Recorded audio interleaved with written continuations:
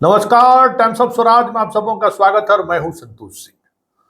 और आज हम टाइम्स ऑफ स्वराज में समस्तीपुर में जिस तरीके से बीपीएससी की बहाली के शिक्षकों के आड़ में बड़े स्तर पर फर्जी बहाली हुई है, उसमें ये आज हम उस फर्जीवाड़े के तीसरे चरण को तक मतलब कई स्तर पर बहालियां हुई हैं, जहां तक परत दर परत हम पहुंचने की कोशिश कर रहे हैं।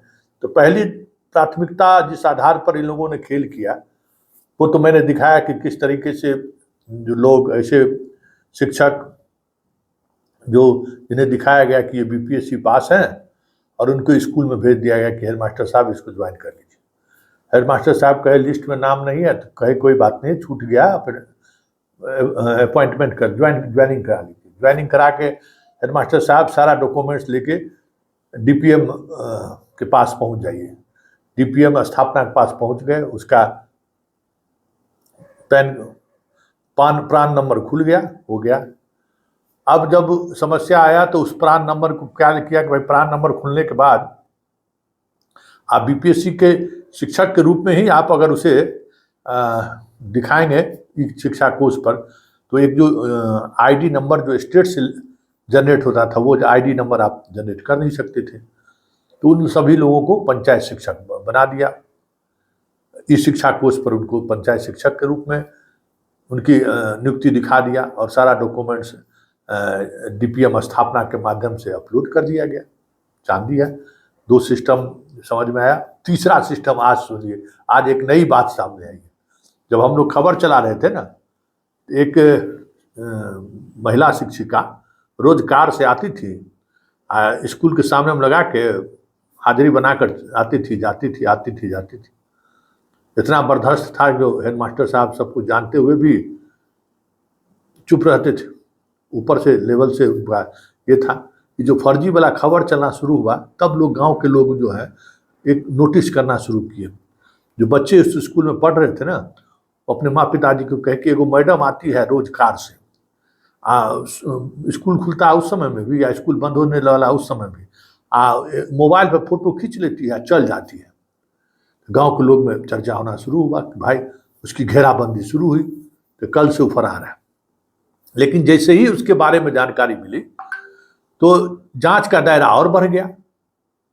तो जांच का दायरा बढ़ा तो पता चला कि बहुत सारे ऐसे शिक्षक हैं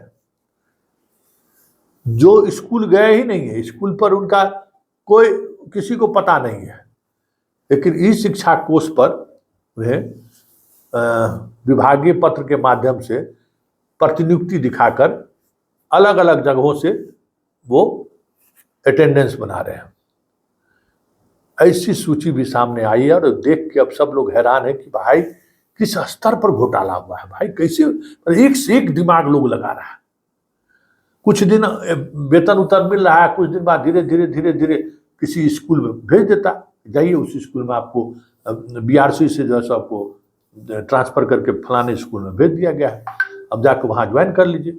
यही होता है ना कि वहाँ ज्वाइन करता तो थोड़ा हल्ला हंगामा जो हुआ होने लगता। इसलिए बीआरसी में, कहीं ट्रेनिंग सेंटर पर, कहीं सिपाही बहाली वाला कुछ हो रहा है, वहाँ मतलब डिप्टेशन पर जा रहा है ना लोग। अब के पाठक के समय में तो डिप्टेशन बंद था, लेकिन फिर से डिप्टेशन का प्रोसेस शुरू हो गया। तो इसी तरीके से ऐसे शिक्षकों को घुमाया जा रहा है कि अटेंडेंस जैसे शिक्षा कोष पर वो आप बनाते रहिए, आप ऑन ड्यूटी करके जैसा बनाइए, आप स्पेशल ड्यूटी में हैं उसी का आधार पर खुलता है उस इस शिक्षा कोष में ये स्कूल, या तो फिर आप किसी ड्यूटी पर है वहाँ, तो वो ड्यूटी दूसरा ऑप्शन है, उस ऑप्शन को खोलिए और अपना अटेंडेंस बनाइए।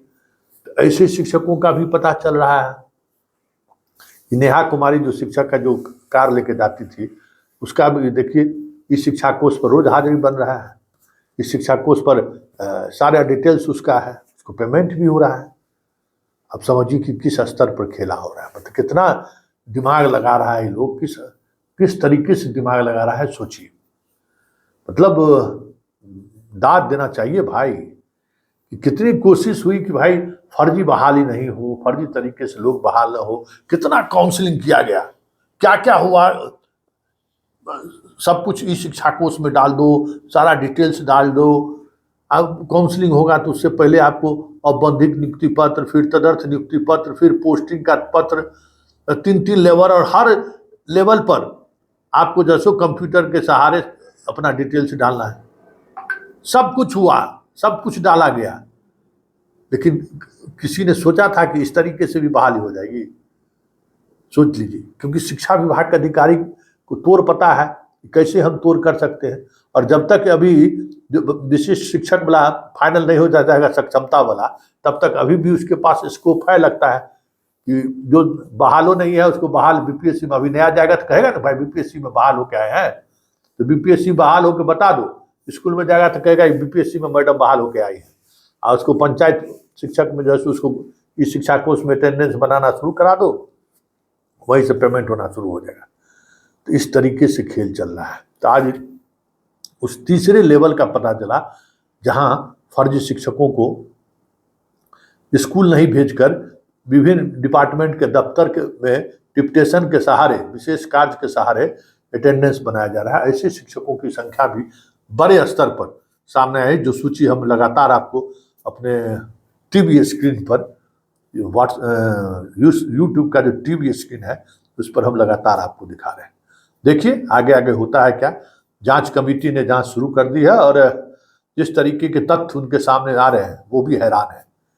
और वो है, उनकी हैरानी ये है कि इस स्तर पर लोग सोच कैसे रहे हैं, मतलब एक से एक तोड़ कैसे खोज रहा है इस पूरे प्रोसेस में, वो भी बड़ा हैरान है। क्योंकि उनके लिए भी बड़ी चुनौती है कि आखिर कहाँ से जांच शुरू की जाए और कैसे इन लोगों को पकड़ा जाए, क्योंकि पूरी तकनीकी विषय है ना।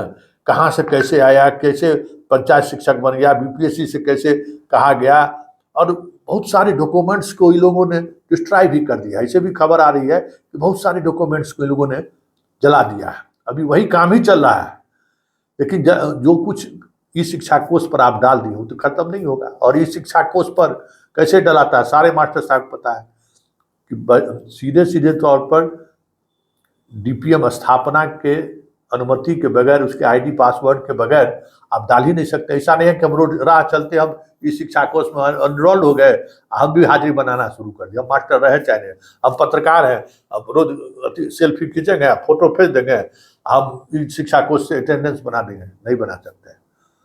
सारा प्रोसेस है, और उस प्रोसेस में हेडमास्टर से लेके प्रखंड शिक्षा पदाधिकारी से लेके डीपीएम स्थापना तक ये एक चेन है।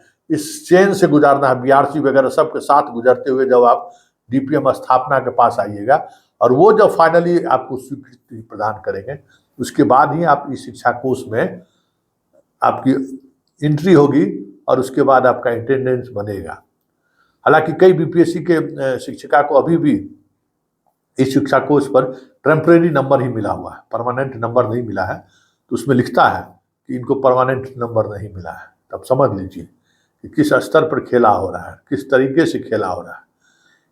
इसलिए ये जांच, मतलब हमें लगता है कि सिर्फ जनरल एडमिनिस्ट्रेशन के सहारे नहीं, इस जांच में पुलिस अधिकारियों को भी शामिल होना जरूरी है कि बढ़िया पुलिस अधिकारी इस तरीके के मामले की जांच करें, क्योंकि क्राइम का एंगल भी इसमें ढूंढा जाना चाहिए कि क्राइम कैसे ये क्राइम हुआ है। क्योंकि जो जांच टीम है, जांच टीम को अभी बहुत सारी तकनीकी चीजें समझनी है। सबसे महत्वपूर्ण चीज है कि जो इतने सारे बहालियां हुई है ना, हर बहाली को एक एक करके, भाई हम लोगों के पास जो सूचना आ रही है वही सूचना जांच टीम के पास जा रही है ना, जो हम लोग मीडिया में खबर चला रहे हैं उसी पर वही जांच हो रही है। नए सिरे से कि हमारे यहाँ इस तरीके के शिक्षक हैं, अभी भी प्रखंड शिक्षा पदाधिकारी और डीपीएम स्थापना सूची नहीं दे रहे हैं जांच टीम को। वो तो कह रहे हैं कि हमारे यहाँ ऐसी कोई शिक्षक नहीं है जो फर्जी हो। प्रोसेस जो है हम लोगों ने फॉलो किया है, जहां से जो जैसे आया, बीपीएससी से आया, पंचायत से आया, जैसे भी बहाली हुई है उसके अनुसार हम लोगों ने प्रोसेस को सिर्फ अडॉप्ट किया है। हम लोग तो जानते भी नहीं है कि ये कहाँ से आए, क्या आया, नहीं आया। तो ये जब वो तो जानकारी हम लोगों के पास आ रहा है, हर दिन 2-4-5 नए शिक्षकों का नाम जुट रहा है। हम लोग शेयर कर रहे हैं जांच एजेंसी से भी, और मीडिया के माध्यम खबर भी दिखा रहे हैं कि देखिए आज इतने फर्जी शिक्षकों के बारे में पता चला है। लेकिन इस पूरे सिस्टम में कितने फर्जी सिस्टम में 98 की जानकारी हम लोगों के पास में है कि 98 इस तरीके के शिक्षक अपॉइंट हुए हैं, जो मेरा सोर्स बता रहा है।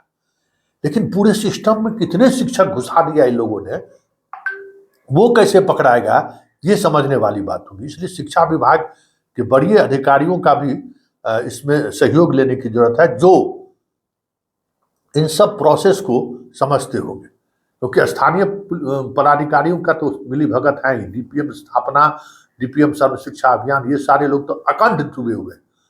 और आपको जानकारी दें कि एक हाल ही में 15 से 20 लाख रुपए का ट्रांजेक्शन हुआ है, ऊपर से नीचे तक। अब समझ जाइए कि 198 टीचर का हम लोग को पता है, और ये संख्या बढ़ेगी। कितने करोड़ का आदान प्रदान हुआ है, इसका अंदाजा आप लगा लीजिए।